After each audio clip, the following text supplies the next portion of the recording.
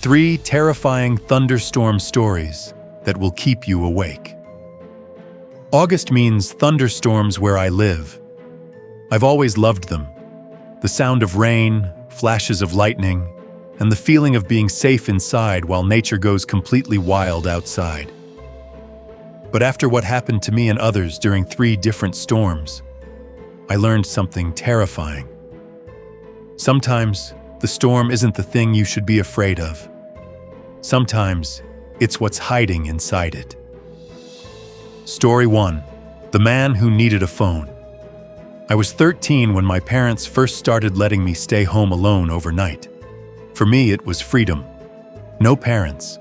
No rules beyond staying inside. And most importantly, nobody telling me to turn down my Xbox. That night, a thunderstorm rolled in. I moved my Xbox downstairs to the den, connected it to my dad's massive TV and Bose sound system, and started playing Call of Duty, Black Ops with my friend Cody. It was perfect.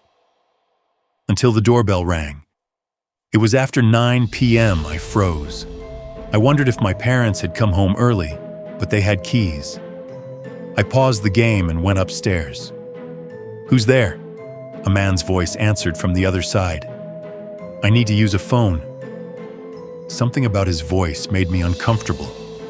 I didn't open the door.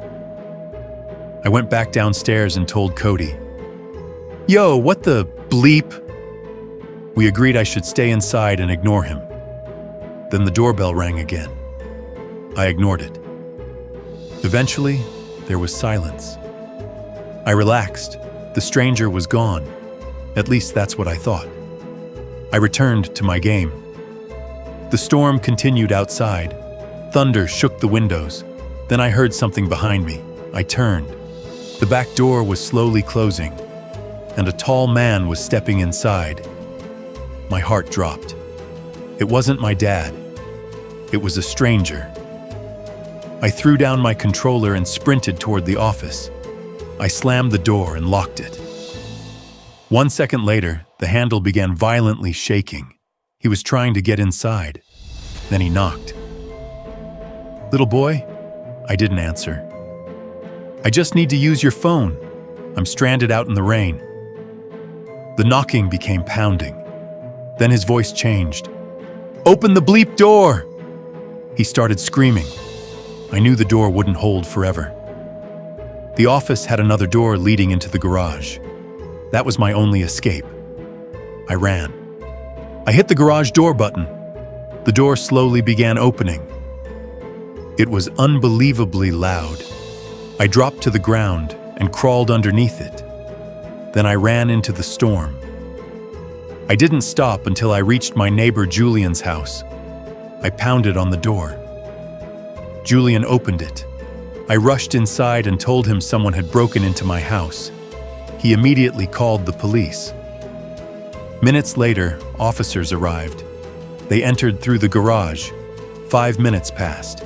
Then they came back outside, with a man in handcuffs. They asked me if I knew him. No. I'd never seen him before, but apparently he had been telling the police that the house belonged to him, and that I was his son. He was arrested for criminal trespass. Thankfully, he never came back. But I learned something that night. The scariest part wasn't hearing someone outside. It was realizing that while I was sitting downstairs playing a video game, he was already inside. Story 2. The Woman Under My Bed. I used to love watching horror stories online. Creepy encounters, creepypastas, true crime. None of them ever really bothered me, because they weren't happening to me. Then one night they did. It was around 4 a.m. Everyone else in my house was asleep. My mother, my grandparents, everyone. Outside, a violent thunderstorm was raging. Rain hammered against my bedroom window. Then the power suddenly went out. The house became completely silent. I continued browsing Reddit on my phone until I got tired. I put the phone beside my bed and closed my eyes. I don't know how long I slept. But eventually, I woke up thirsty. My mouth was completely dry. I grabbed my phone, turned on the flashlight, and opened my bedroom door. A blast of freezing air hit me. The living room was ice cold. I walked toward the kitchen. The closer I got, the louder the wind became. Then I noticed something. The patio door was open. I stopped. I couldn't remember anyone opening it. I told myself my grandfather must have forgotten to close it. I walked over, slid it shut, and locked it. Then I hurried back to my bedroom, but something felt wrong. I couldn't shake the feeling that someone was inside the house. I dragged my desk chair against my bedroom door. I checked the closet. Nothing. I got back into bed and kept my flashlight on. Then I heard it. A small bump underneath my bed. The mattress springs creaked. My entire body froze. I slowly leaned over the edge of the bed and looked underneath. There was a woman lying there. She was unbelievably thin. Her eyes were bloodshot. Her teeth were yellow, and she was staring directly at me. Then she smiled. It was a huge, unnatural grin. I couldn't move. For about 3 seconds, we just stared at each other. Then she laughed. A horrible, high-pitched cackle. I jumped out of bed. I grabbed the chair and ran. I sprinted down the hallway and started pounding on my grandparents' door. "Grandpa!" The door flew open. My grandfather stepped out holding a gun. We ran toward my bedroom. As we reached it, we saw something white moving outside the window. A figure was running away. My grandfather fired a warning shot. We never discovered who she was. We didn't even know how she got inside. But the thought that still terrifies me is this. She had been underneath my bed, and I had been sleeping directly above her. Story 3: The People in the Storm. My girlfriend Cass and I once spent a weekend at my family's remote mobile home. The place was surrounded by woods. No nearby houses, no neighbors, just trees and darkness. We called it luxury camping. That Saturday night, a huge thunderstorm arrived. Rain hammered the roof. Lightning lit up the sky. We sat outside underneath the canopy, enjoying the storm. Then we heard a voice, coming from the woods. At first, we couldn't understand what it was saying. I assumed it was a lost hiker. Then lightning flashed, and I saw someone standing near the tree line. A person. I told Cass. She thought I was joking. I wasn't. We went inside. I told her we'd help the person if they came to the door. A few minutes passed. Then I looked outside again. The person was closer, much closer, about 20 feet away. Another lightning flash revealed a man wearing bright clothing. He wasn't moving. He was simply standing there, watching the house. I locked the door. Cass could see the fear on my face. Then we heard footsteps. Someone was walking across our deck.